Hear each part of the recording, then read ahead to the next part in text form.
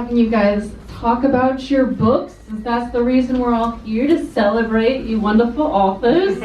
Adam, do you want to start us off? Not it. No, not it. No, I'm still. But it's still so new to books me. are all over the place. But I still don't know what it's about. Like, it takes like a couple months before you learn how to talk about the book. So otherwise I will literally just be rambling here for like 2 minutes straight, as I'm doing right this second. So, do you want to jump in? No. Okay. All right. No, she's not.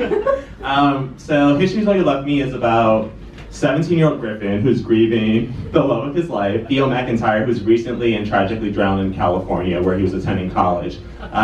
Griffin always thought that he and Theo would eventually get back together, even when Theo started dating this new guy, Jackson. But now both Griffin and Jackson have to reimagine what they envision for their future with Theo's death.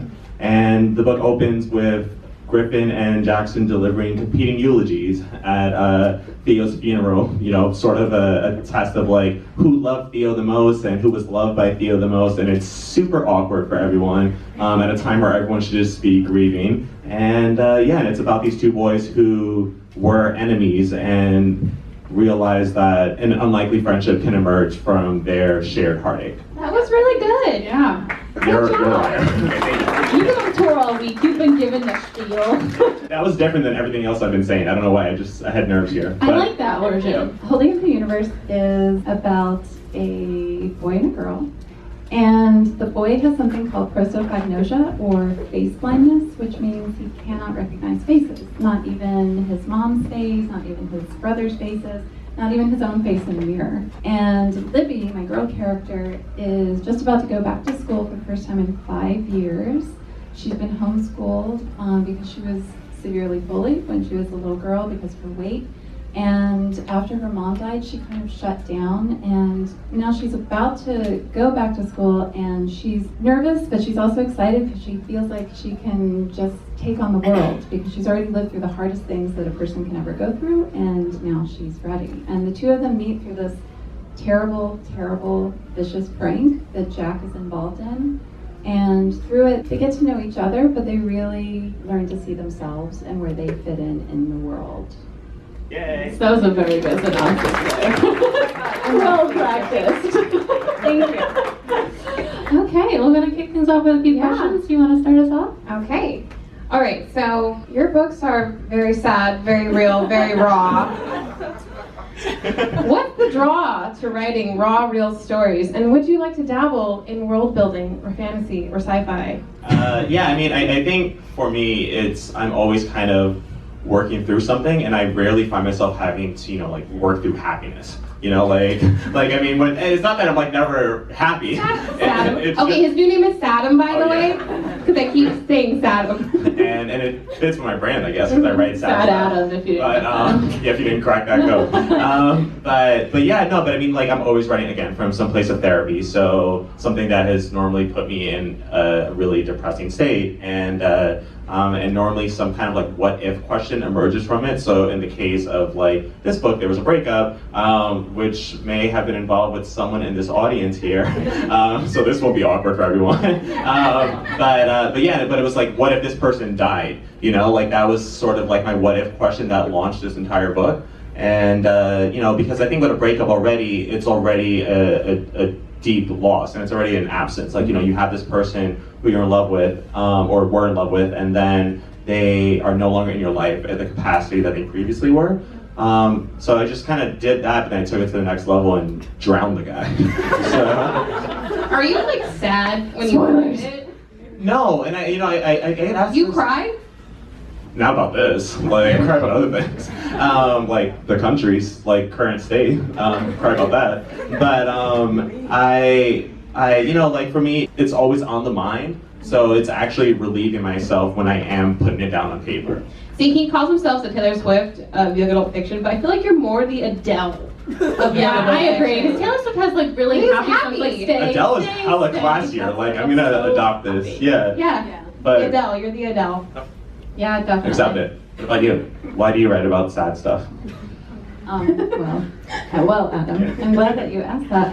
All the Right Places I wrote because I carried that story around with me for a long time. because I knew a boy who was a lot like Finch. I write to process, like you're saying, but I also, it takes me a while to get to that point where you can write about it, because it was, I would never have been able to write about this boy who reminded me of Finch right after I knew him and lost him. So I had to wait years before I was able to do that. And I think you just know instinctively, you know in your bones when you're ready to write whatever it is. And so that's that one. And when it came out really fast. And I think it's because I've been carrying it around for so long. I didn't mean to murder hearts and make people cry, which is what I hear every day. So, okay, if he's Adele, then who am I? Yeah.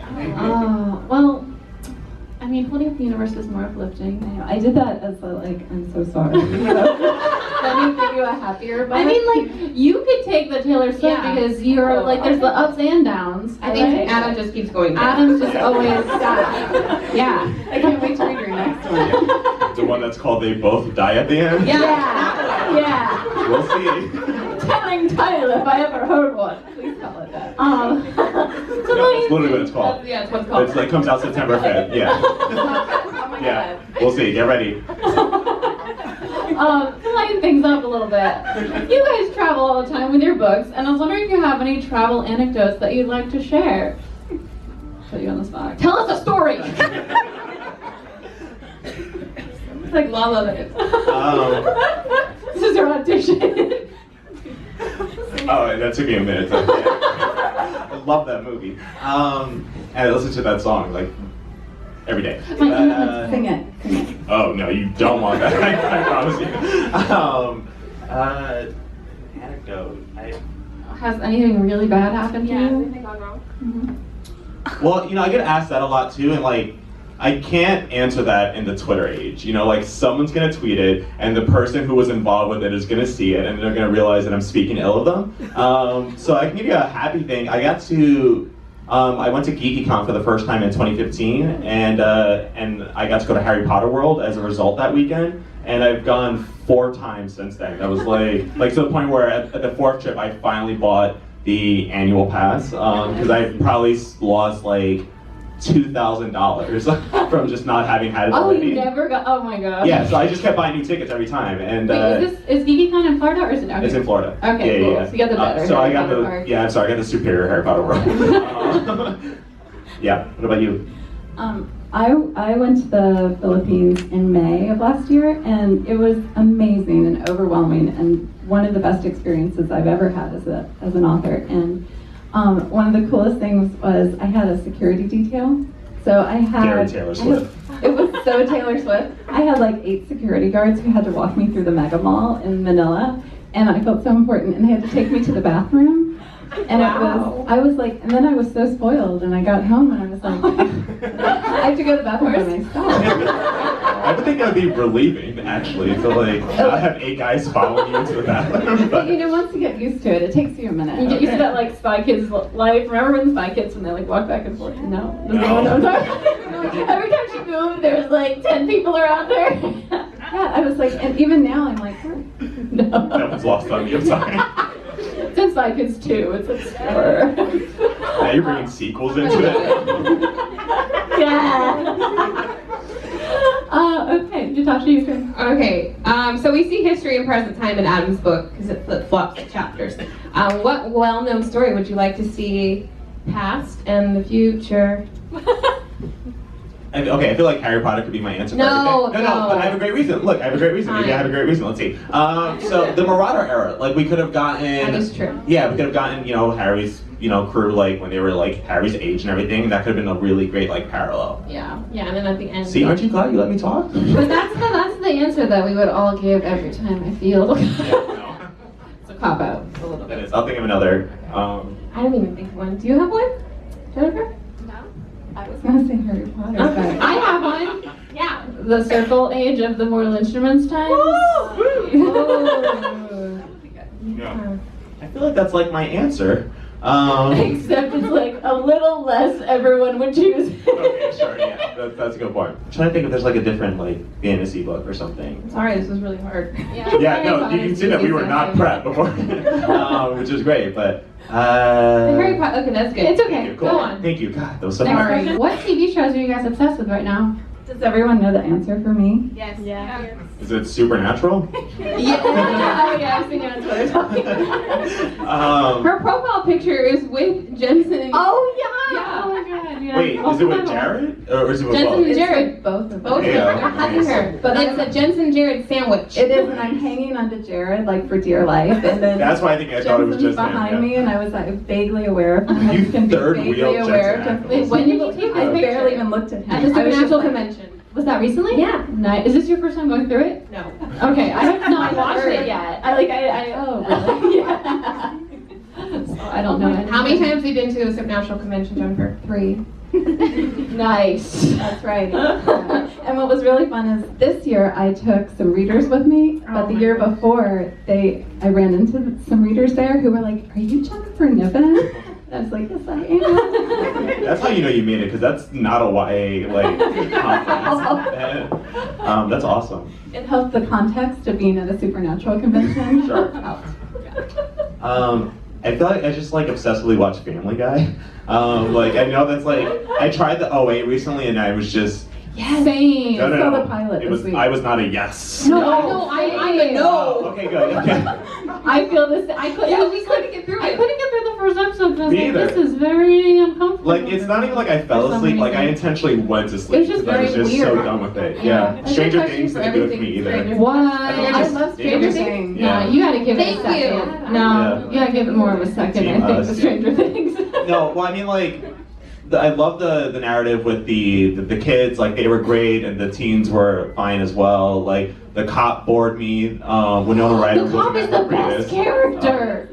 False. How many episodes did you watch? I watched the entire season, it. unfortunately. I really it was pulling teeth for me with that one. My boyfriend loved it, but I just For the rest yeah. of the panel. This is like an example. Adam like loves everything I hate and hates everything I love. we found one exception. We did, and we just Miss both- Congeniality. We both love love Miss it. Congeniality, Yeah. and we both don't like That's a DOA reach, but- apparently. Yeah. So Theo gives Griffin a really awesome gift for Christmas. I don't know if I want to spoil it. I don't know if I remember it. Don't spoil it. Oh yeah, I didn't remember it. Wow. Okay. What was the most creative gift you have ever gave or received? Give I like or that receive. question. Oh, that is a good question. I just recently made my best friend a Funko Pop of himself. That's so Um, cool. That's just like the gift. Okay, so you order like the blank Funko, and then you get like my boyfriend actually bought all like the paints for me and everything because he knew which ones are gonna be perfect for that texture. I would have just gone to the store. Wait I a would've minute. got You cheap. painted it? Yeah, like What are you like an artist too? No, I'm not. But it was pretty great. Like he wasn't nearly as like he was also sick, but I still think that like it was so impressive. He should have been like fully healed as a result of it, and he was only just like oh, this is so cool. And like I've been to his house several times now, and I'm like, where is it? Why is it not? Why is it not on the bookshelf? Like I was on deadline working on it too. Like that's how you. That's my love for my best friend. And I'm a good gift giver. Like I'm kind of like competitive about it. Me too. Yeah, in terms of receiving one, when I went to Brazil last year and I got so many lovely gifts, but one of my favorites was a pillow of my face. And on it said, "I love you, Jennifer Niven," and I had to carry it home on the plane because there was no room like in my suitcase at all. So I had this pillow and people kept looking at it. I would forget to turn it around so that my face wasn't staring out at everyone. Saying I love It was you. like, "I love you." I was like cuddled. And I was like, forget it. I'll just like use it. Embrace it. Yeah. Okay, that sounds like a scene out of a movie. Yeah, So you cuddled with yourself? Yeah. I did. That's sweet. That's sweet. So, writing habits. Every writer has their like day and their habits. And what are yours? Do you write to music? Like, do you write in the morning? What's a day like? Lately, I think the one thing that's like consistent across all my books is that I have a special notebook for each book. So it's not necessarily for like writing the manuscript itself, but like for taking notes, like, oh, I have like this idea that I want to do with this character, or when I have like writer's block or something, I will then try to like handwrite the scene or something, because like, scientifically when you're typing versus writing, you're using like different parts of your brain. So I hope that's not fake news. But Sounds right. Yeah. Okay, we'll roll with it. But yeah, so I mean, I have that. That's like the only thing that I think I have to have for each book. So, do you write to music or no?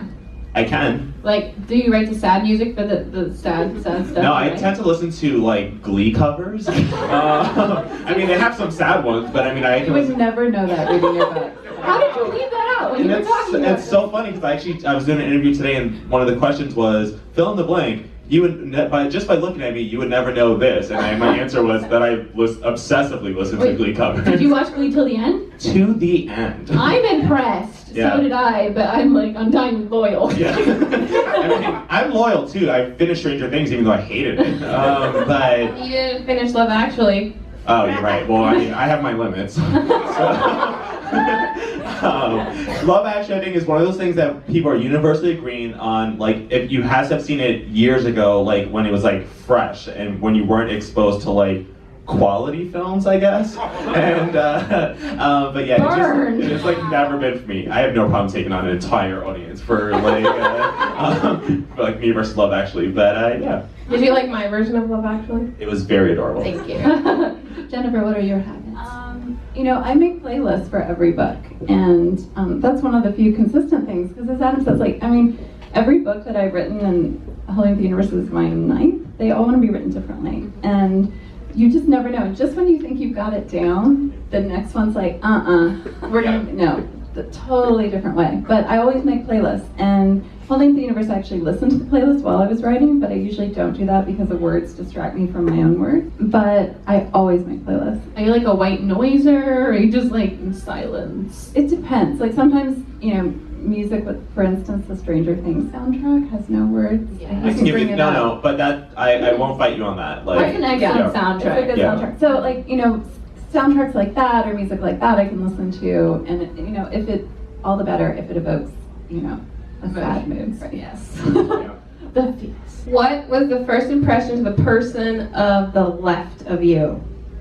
Super joyful. Absolutely lovely. Oh, thanks.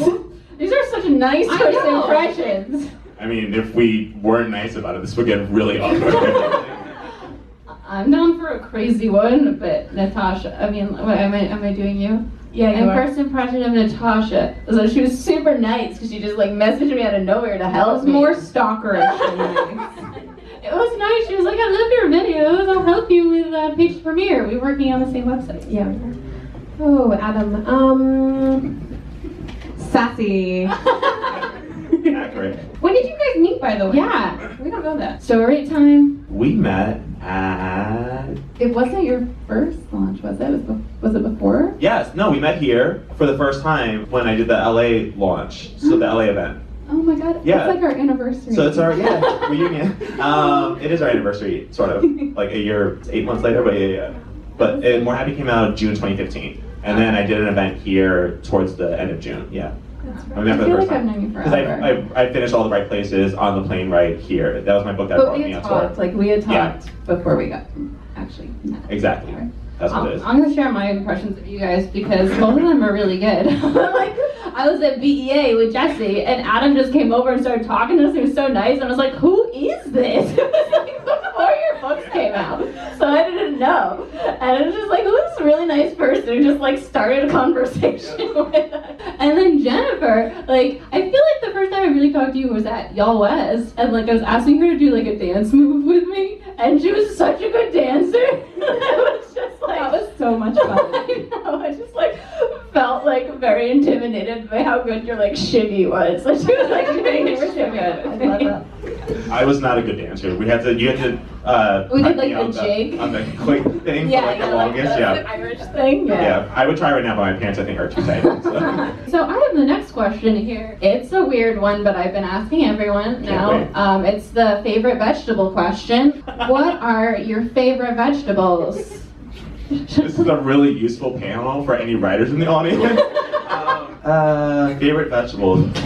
This helps you write. I'm a broccoli guy, and you know I remember being a kid and my mom was like, "You guys," she was force feeding us like peas and carrots for the first time. My brother and I were like super resistant, but then I got super into it. And I like helped my brother finish his plate so we could go back outside and play. But I've always been into greens, and I feel like that was the most boring detail I've ever shared. I know that. You're all nodding like it was. Adam, super into greens. Yeah. What about you? I do like broccoli. I do. Broccoli's a classic. It's a classic. And you know what? This is the first time I've ever been asked this. I like I'm it. sure. I asked it. I'm like, oh gosh, what else? You know, I like carrots, but I don't like them cooked. I only like raw carrots. You're like Bugs Bunny. You like the whole carrot, just like fresh out the ground. No, I like the ones that baby are already carrots. ripe. Like those. The baby carrots. Yes. This baby panel has taken on Natasha, you can ask a more serious writer question. Do I have one? Oh, okay. So your books produce a lot of tears for your readers. Yes. Okay, good. Confirm. Said one person. No one cried. What books have made you cry the most? is. Really? Oh, yeah. Okay, I have to share a really brutal one. Like, it's not. Oh, first time I ever cried reading a book, fun fact, was Noggin by Corey Whaley, who's here. He's First time? First time, yeah. Wow. I'm such a robot. Harry Potter's. I mean, I was like affected, but I wasn't like crying, you know. Dumbledore died. I was there, yeah. I read it. No, I mean, okay, there's this book called The Bunker Diary by Kevin Brooks, and it won the Carnegie in 2014, and it was like super controversial because it has the most bleak ending, like, ever. Like, it's about a kid who gets, like, abducted, and then... Middle grade or adult? It's YA. Oh. And he gets abducted with like a bunch of other, with 5 other people, and they're trapped in this like underground old war bunker. And it has the most, like, when people are like, oh my god, More Happy was so sad, I'm like, read The Bunker Diary, and then we can talk sad. Like, that book ends on the most depressing note ever. Like, it's... You have to like story top their sadness. Like, I mean, I remember I was like in the back seat of like my friend's car, and I like threw it against like the window, and then like we were at brunch, and I was like super like just like stuck in this book. I was like researching like interviews with the author to see if I can get more answers about things. You like Bradley Coopered it like out the window. Silver Linings Playbook. Okay, yeah, oh, thank you. That's like my favorite movie. Hey, did you like that one? I did. Good. Yeah. Good. Jennifer, what about you? I think Me Before You, which I read. Oh, yes. Yeah. Okay, do you wear makeup when you, okay, well I guess it doesn't matter. You wear makeup. Yes, I do. So when I was reading Me Before You, I had a full face of makeup on. It was ugly. Yeah. I was on Have a you plane. taken selfies of and- yourself? and I was just like, and then I made the mistake. I was so stupid. I was like on another plane, and I watched the movie, and I was just doing the same thing. And I was like, you think I would learn with this book? For some reason, I'm like, not. Yeah, sad books always get read on planes. I feel like, 'cause I've had the same problem, and then you don't have a tissue, and it's just like snot face. Yeah, ugly. and it's disgusting. I ended up using my sweatshirt once, and it was just, I felt like a 5-year-old, but I was like disgusting. So I was like, what do I do? Yeah, sorry, I just got real gross. Okay, next question. Oh, wait, I just went, you go. Yeah, I know, that's where I was gonna go. I was saying, okay. Okay, next question. So this is my last question. It's also very related to writing. If you had to be an animal that could talk for the rest of your life, what animal would you choose to be? You can't pick human. Christine, who would you be? Let them think. Well, I wouldn't want to be a dog because they only live for 10 years. So I gotta think this through. I wouldn't want to be a turtle because they're too slow. I wouldn't want to be... Maybe a bird. Like a parrot. Yeah. Well, parrots can already like talk. No, but I can full on talk. I'd be like a really smart You're not parrot. just like repeating, okay. Yeah. Oh, you mean an osprey? An osprey like my Patronus. I think I would be my dog Lucy, because I think she has a really great life, and I mean I know that's saying a lot more about me than her, because I'm providing her that great life. But You're such a good life. and also she has a lifespan of like she's supposed to live life expectancy, excuse me, of 12 years. So which devastates me, by the way. Like I'm already like looking ahead to 12 years where like. Let's not get sad here. Yeah, you wanna know what makes me sad? Literally, like I almost like it was over the holiday break. Like I was talking to my boyfriend about our dog, and I was like, she's just gonna die one day. Like why are we doing this to ourselves? How did we make If You Could Be an Animal? It's sad. This is the Adam Silvera way. I will always spin it to be sad. Here, I'll make it happy. Okay, we just got a Scottish fold kitten, and Oh, those are so, it's like Taylor Swift. is so cute, and Is she's the a white rescue kid? too. She's a rescue cat, and which makes it even better.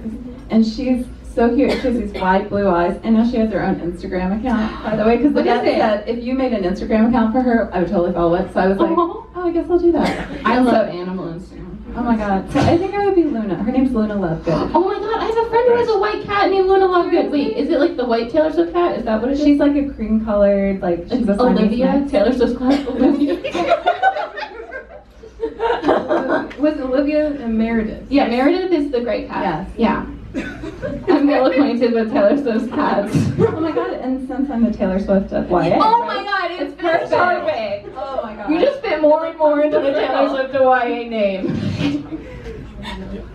Did you have an animal? Me? Wait, were you gonna be the cat then?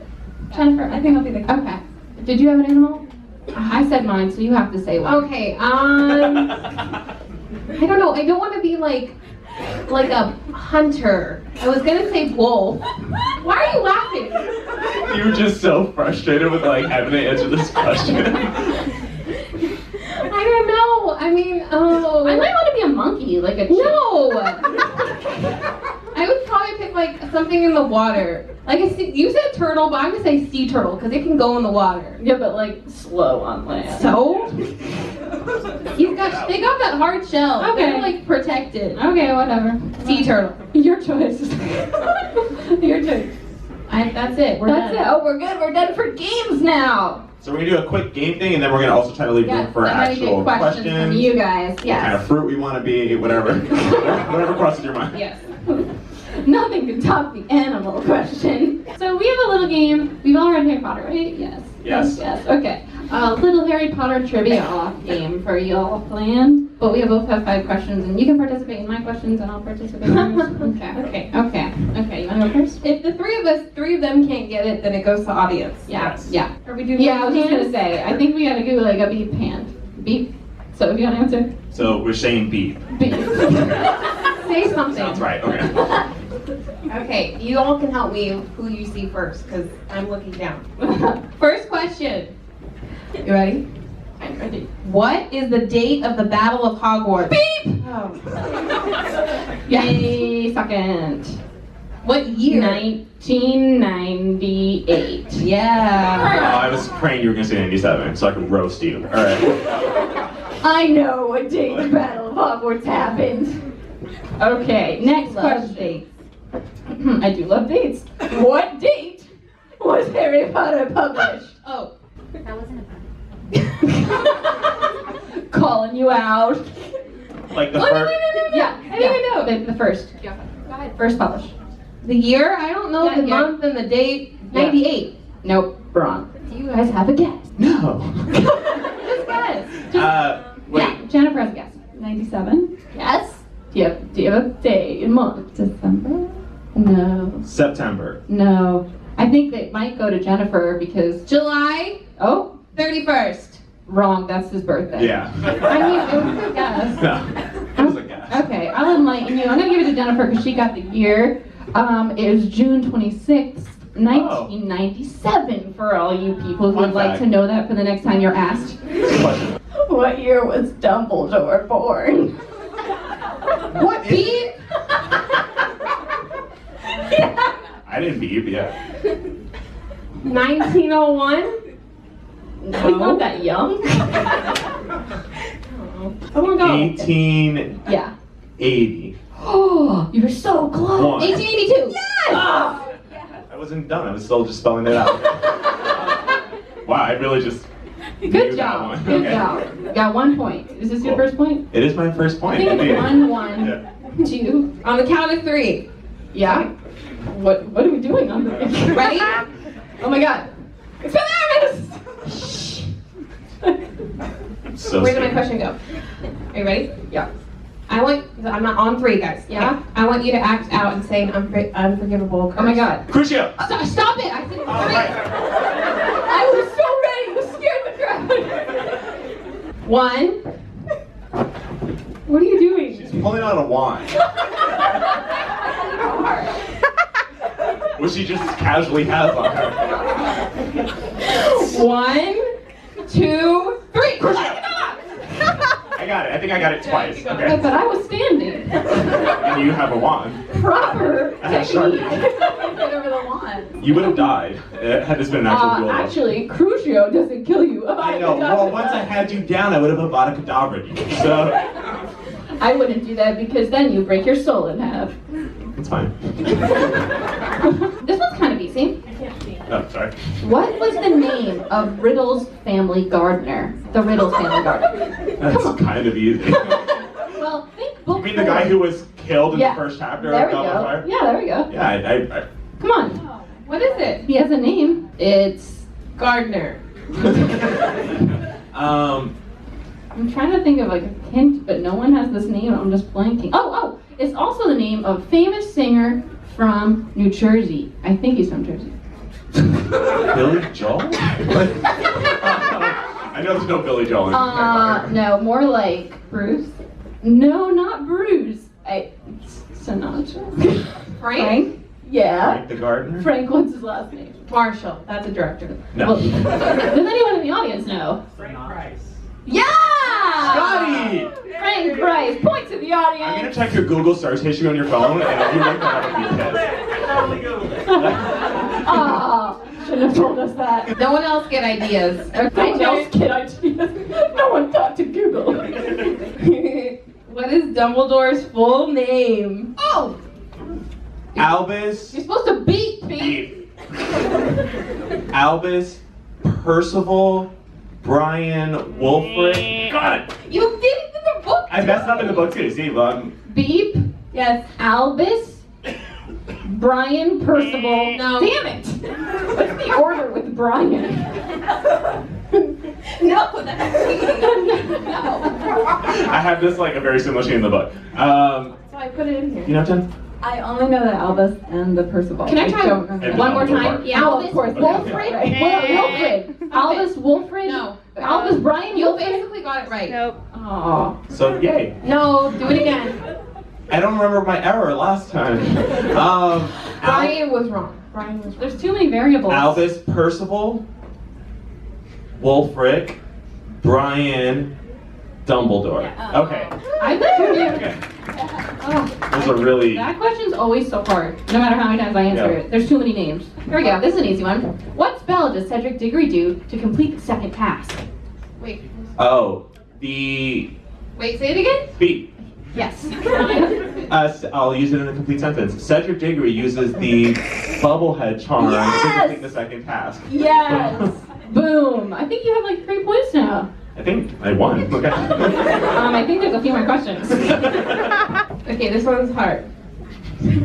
I don't know. This one's hard. What's Rita Skeeter's out? Who did Ron turn into when Harry, Ron, and Hermione snuck into the Ministry of Magic in the Deathly Hallows? Name. Oh. Oba. Beep.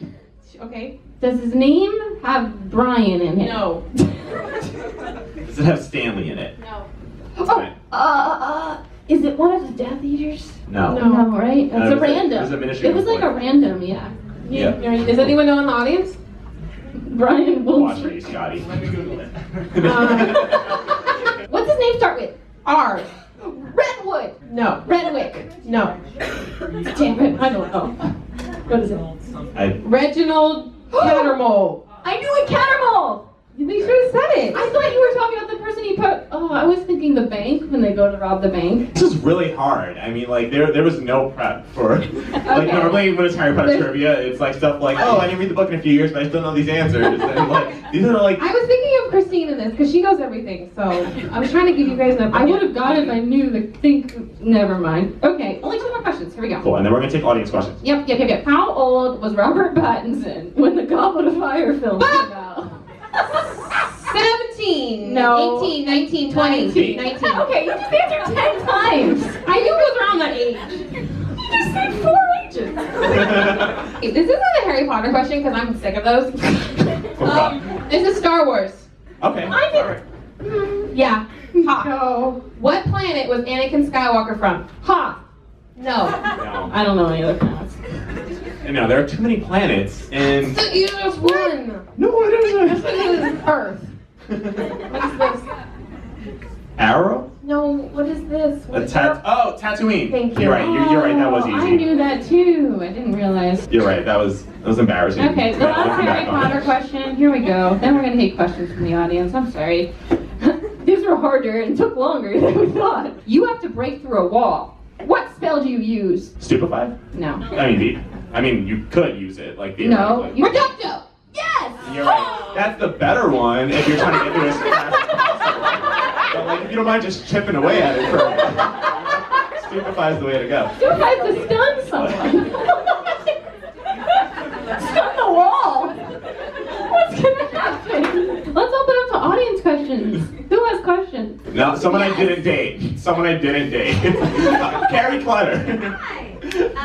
So both of you guys have, besides both being New York Times bestselling authors, hugely acclaimed books, both have a very authentic voice when you write. And I always feel like this is the truth. I'm reading the truth because it comes into me emotionally. And so I'm wondering when you're writing, if you're feeling it when you're writing it, or is it intellectual? First of all, thank you, Carrie. It's a great question. I think Jennifer should try answering it first. All right, let's see. First of all, my favorite vegetable is carrots, but not I think that for me, I have to feel it. To think it and intellectualize it, I feel like that's great. But I have to feel it, and unless I feel it, my readers aren't going to feel it either. And so, for me, almost everything I write is hugely personal. Even when I started my career in nonfiction, those stories still became personal. I found a personal way into the stories because I have to do that. I think to really have them resonate with me, I have to have my stories resonate with me, and I want to feel like I live in them. And I'm a bit of a method writer too. And I had a question one time from a young writer who just said, I'm working on a story and it's very personal and it's sad and it's hard, and how did you write All the Bright Places without crying? And I said, I cried a lot. And you have to let yourself cry, because if you don't, as I say, the readers aren't going to feel the emotion that you need them to. So I feel like it's something, you feel it in your emotions, but you also feel it in your bones. Yeah. So it just feels real. And the characters feel like real people. They are real people. I feel like they're like family in a way. I think it's similar, where again, it's coming from a personal place, so it's a little easier to kind of trust the instincts of the character, especially if it's, you're like, I have felt this thing, and this is what I went through when I felt that thing. And so, if you can remember feeling something of that nature, where it was like, whether it made you happy, whether it made you sad or something, then you're a little more confident that you'll be able to kind of insert those emotions into it. But sometimes it takes a while to even achieve that. I'm right now working on my 4th book right now, and it's like, I've literally been rewriting the same opening paragraph for a week because I'm just not feeling it yet, and I'm not gonna keep carrying on with this fake voice, knowing that if I just keep, playing around with it for a bit, the real voice will eventually click, and then I can actually trust where he'll take me for the rest of the story. But so it can be trial and error, and I know that it's probably bad advice because you should really just charge ahead with the book, and maybe something else will spark from it. But this is a very different project, and I'm trying to make it as accessible for myself as early as possible. Okay. Hi. So I had a question. Both your books are about young adults and growing up and all that stuff. So I was wondering if you have any advice for a teenager growing up, especially one who likes to read and write, do all that artistic stuff. Embrace it head on.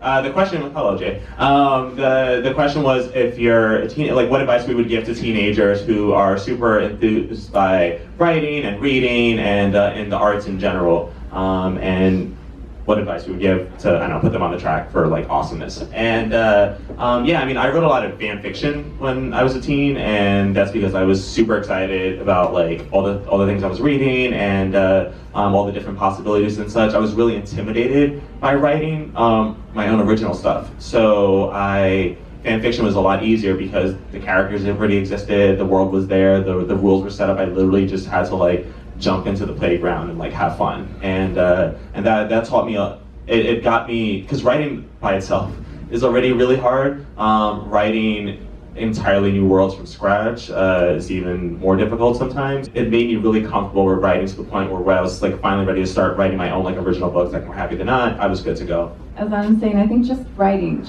read everything and don't limit yourself and write. Just show up to write, and it sounds so trite, but like if you don't write it, it's not going to get done. And don't be afraid to just write something that isn't perfect, because you can go back and edit and you can make it just sing. And also just believe in yourself. I mean, my mother was a writer, and one of the best things she ever taught me as a person and as a writer was she said, just never ever tell yourself no, because there are enough people in the world who will tell you no.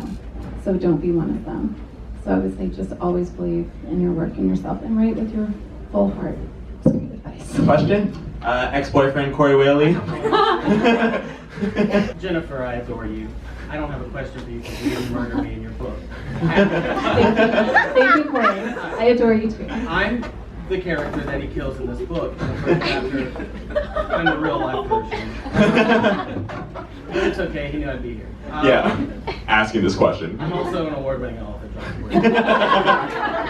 And modest. I wanted to know, after I almost drowned with my boyfriend Scott in the ocean last year. Rescued by the hot lifeguard. Very hot. Let's not forget that Silver detail. lining to every tragedy. Yeah. And then someone writes a book about it and brings it back up. But I'm kidding. Did you think about killing me in another way? So not drowning. Right now I'm thinking about beating you to death with a book. And probably or those puzzles behind you. Okay. Yeah, no. Does that satisfy? My second question, would you like to go swimming tomorrow? Yeah. Thank you. Okay, thanks. Congratulations. Thanks the book for is amazing. Thank you. Question? Yeah, any other questions? You guys should have laughed more. Yeah, I was wondering, after you've done the first draft, what's your process for going into the second draft? Like, do you do a complete rewrite, or? That's a good question. That's a really great question. I think it takes a while before I do the complete rewrite, because I'll go through a couple rounds of just like the existing draft. I will write like a book review of my own book.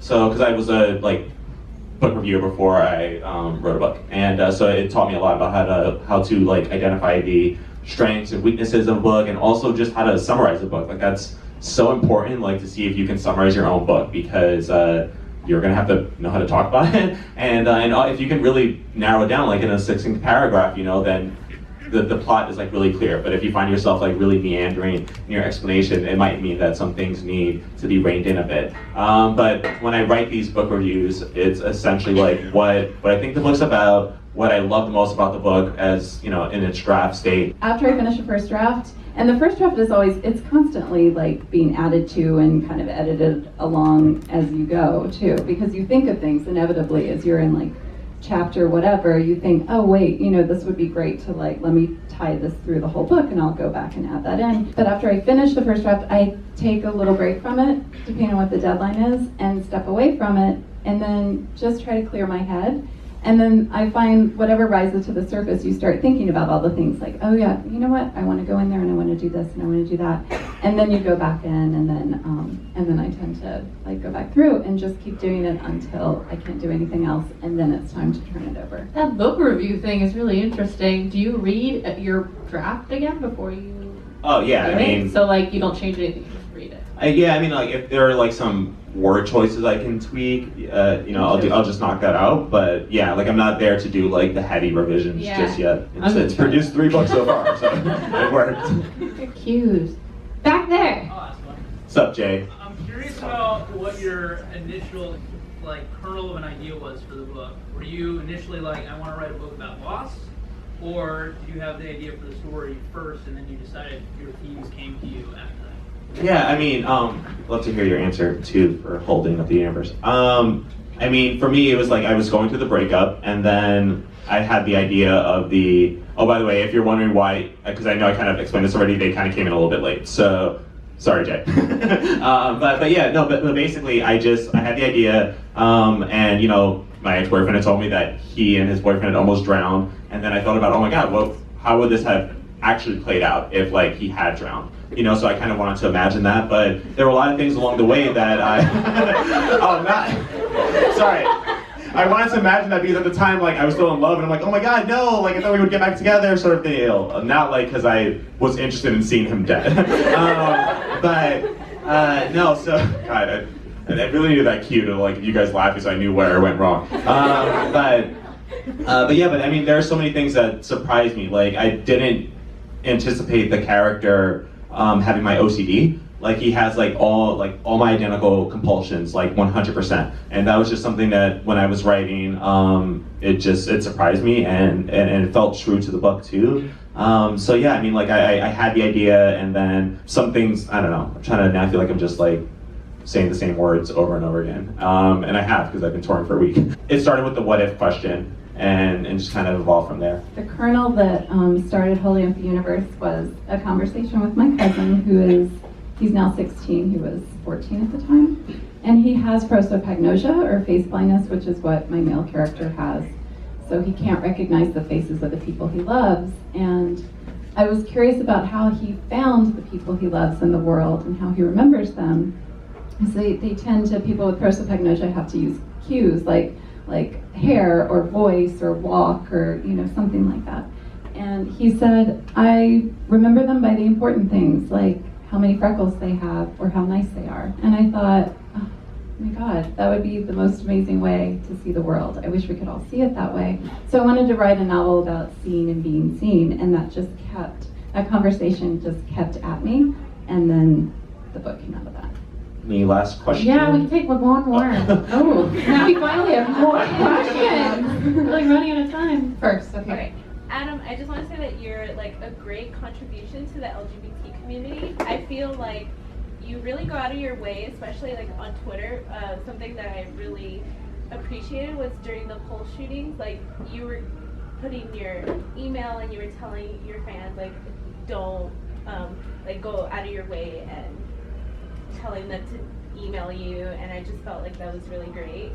So I want to say thank you for that. But my question was, what's your favorite LGBT related book? I mean, I have a lot. That's why I'm just like, I love Everything Leads to You by Nina LaCour. I love Aristotle and Dante Discover the Secrets of the Universe. Obviously, Simon versus the Homo Sapiens Agenda, it has my heart 100%. Like, that's like, if I could steal someone out of a book and like force them to date me, like it'd be Simon. Though I probably wouldn't have to force him. Like I mean, not like, I don't know, trash myself. Miseducation of Cameron Post, If I Was Your Girl by Meredith Russo, Highly Illogical Behavior by Corey Whaley. I'm right now about to read 27 Hours by Tristina Wright, which I'm really excited about because it's queer representation in sci-fi, which is like, I want more queer characters in genre fiction. Like, give me like gay wizards, and preferably by, I know Carry On by Rainbow Rowell exists, but preferably by authors of that community. I love books that are written by authors outside of those experiences too, but I would love to just see a gay author writing about gay wizards and meet that same success, But yeah, and thank you for your very sweet comment. Hi. Hey. What inspired you to become writers in the first place? Wrestling wasn't gonna work out, so What? like I was a huge wrestling fan as a kid. Like I was like in a wrestling club. You were in a wrestling club? Okay, well, by the club I mean it just means that Were we you on all the team? run outside to like. This is how you knew I was gay. Like I was just wrestling boys in my youth. Yeah, and we would just like, I don't know. We would pretend to be different wrestlers. We would create our own wrestlers. One of my names at one point was the Atom Bomb. Yeah, then I was a big Triple H fan at one point, so I made my name Double A. Yeah, but then writing was a little more realistic, so I came to that, and but really I've been writing since I was 11. It's been something I've been doing. You let the dream go? I let the dream go. Wrestling is the one that got It away. kind of worked out for him. Yeah. My brother's actually on track to become a professional wrestler. Though. Really? Like his handle is like Ace Andrews, and yeah, and I've been to a match. It's actually like, it's kind of terrifying. I've been to so many matches with all my cousins who are super into wrestling. Like that's horrifying. It's staged, but necks still get broken, so it's like. Like the high school wrestling's not staged. That's no, that's just like rolling around. That's you're talking about you're talking about like WWE. Yeah. How about you? And I think for me, my mom was a writer, and I actually started writing not because she was a writer, but we did have writing time in my childhood routine. So she would work on her stories and I would work on mine. And I loved writing more than anything, but I wanted to be a rock star. That was my thing that I wanted to be. So I was like, okay, once I figured out, like in high school. No. Oh, okay. And this is where Taylor Swift and I differ. Once I figured out in high school that I couldn't sing and I was not, and that's all I wanted to do was be the lead singer. I was not interested in any other role in the rock. You know, like Beyonce or nothing. Yeah, exactly. Hello. So You got the dancing down. thank you. So once I decided that, like I was like, all right, I'll just write. And honestly, I love it more than anything. I'm going to ask a super fast one. Reviews. Read them, don't read them. I read That's them. a good one.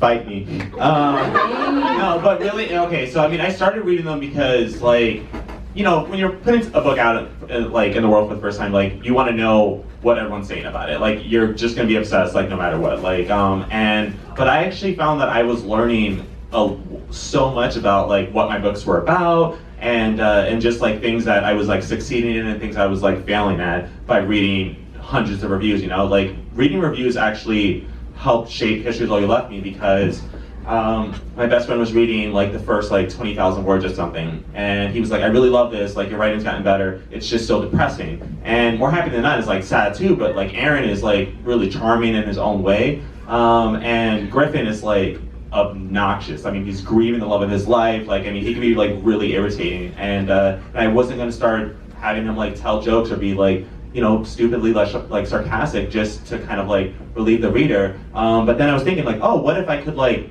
do something like to show them the happier moments? So then I made it non-linear, so we would get the Today section where we see Griffin and Jackson grieving, and then we can also see Griffin and Theo falling in love for the first time. And it also just better familiarizes the reader with like who Theo was in life and makes the grieving even harder. So, but I would have never arrived to that if it wasn't for seeing the criticisms in my reviews. Yeah, and I don't, unless it's put in front of me, I don't read them. I mean, the ones I do read are when bloggers and like readers send me something that they've written about the books and they really want me to read it. Of course I read it. So those are the things I read, and then the other ones, unless, you know, my editor's like, you have to read this, I don't pay attention.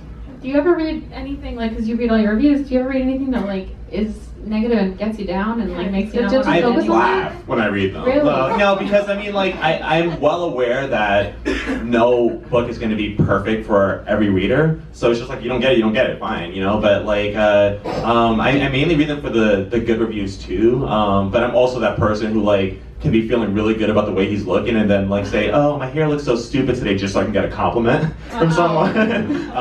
But, yeah, so I'm that obnoxious. Well, what kind of review? Do you like read like, you know, Kirkus and stuff, or bloggers? Yeah, I read all the good reviews. I read all the critical reviews. Oh, those can be brutal because they use GIFs too. Like, do you read all those? The GIFs are the most vicious part. We get hate comments. I focus on that. Yeah. How do you do it? I don't know, thick skin, I guess. Like, I don't know. When people come at you with like the hate, it like really gets you down. Yeah, I mean, there are times that like I'll be bored and I will literally just go seeking out the 1-star reviews and just to see what they hated about it and like. Well, that explains your sad books. Yeah. Masochist. Jeez Louise. Any last question before we? Before we wrap it up, before we wrap this up? Okay. All right. Oh, one last one. Marie, Last one. gorgeous. Oh. Hey. Just one quick question for both of you. How has your writing process and what inspires you changed from before you were ever published to now, after even your first book, after a couple of books? The process has been different with every book. Like More Happy Than Not, I wrote it by, I had a notebook for it, but when I was like typing in the laptop, I would write like chapter 1, and while I was writing chapter 1, I was outlining 2 and 3, and then while I'm writing 2 and 3, I'm outlining 4 and 5, and I did that all the way up until the end. And so I didn't really 100% know how it was going to end until I got like halfway through or something. And that ending has completely changed anyway. Now it's like significantly sadder. And with History Is All You Left Me, I wrote all of the Today section first, and then I went back and wrote all the history section, and then I stitched the whole thing together, so it was just this one alternating like narrative. And for my third book, They Both Die at the End, that comes out this fall, I outlined the entire thing from start to finish before I wrote a single page. So I have accepted that, like, I'm still trying to figure out what the process is going to be for this fourth book, but it changes every time for me, and I think that's a really important thing for young writers to hear, even senior writers, because it's easy to try to write a book the way you wrote it before, and then when it doesn't quite click, you can think that the story itself is failing, but it might just need to be told in a different way. The thing that has changed for me is just going into each book now knowing it's going to be written in its own special way, and I will discover what that is. Trial and error. Okay, well, Thank you guys so much. Thanks everyone for your questions.